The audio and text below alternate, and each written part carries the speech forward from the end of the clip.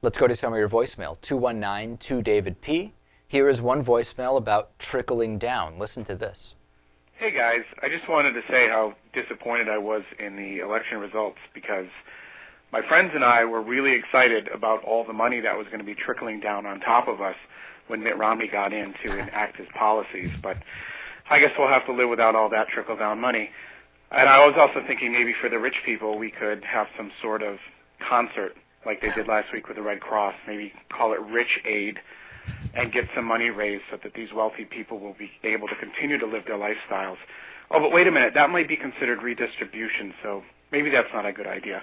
Anyway, thanks for a great show. Take care. Yeah, it was all going to rain down. It was going to be more than a trickle. It was going to be a monsoon, Lewis. It was going to be a torrential downpour. Yeah. Yeah. Incredible. Hey, I just realized something. Have you ever seen like a conservative Republican, the type of person that might have voted for Mitt Romney for these very reasons this guy sarcastically mentions? Would you ever see him kind of send a voicemail this satiric? Have you ever heard anyone have a sense of humor like the liberals do on this? Just a comment. Listen, Fox News tried that Fox half-hour news hour, kind of like a right-wing version of the Jon Stewart show, and it failed completely miserably. In the same way that I imagine we discussed, is there satire? Like, does Mahmoud Ahmadinejad understand satire, for example? I think he does when he says that there's no homosexuals in Iran, actually, but that's a different type of satire. Satire is lost on the right in many cases. I think there's no question about it. Definitely. All right, let's take a listen to another voicemail. Hey, it's Andrew from New York calling. So, of course, in this election, not only did we see Obama winning re-election, but we also saw the Democrats keeping their majority in the Senate and winning a few extra seats, and also picking up a few seats in the House. So my question is, do you think realistically in the next couple of elections the Democrats could retake the House of Representatives? And also, what circumstances would lead to that happening? Yeah, okay. So, I mean, we kind of talked about this earlier.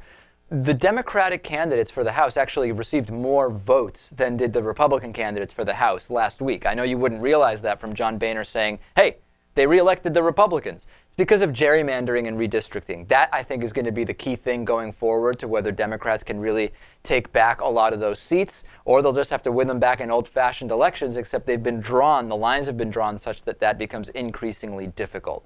Black David Pakman Show t-shirts and hoodies now available. I'm wearing the t-shirt right now. Go to davidpakman.com/gear to pick yours up. We will see you tomorrow.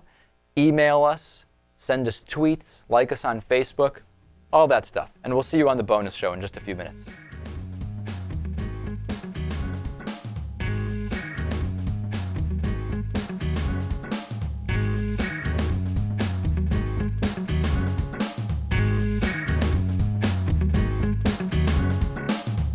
The David Pakman Show at davidpakman.com.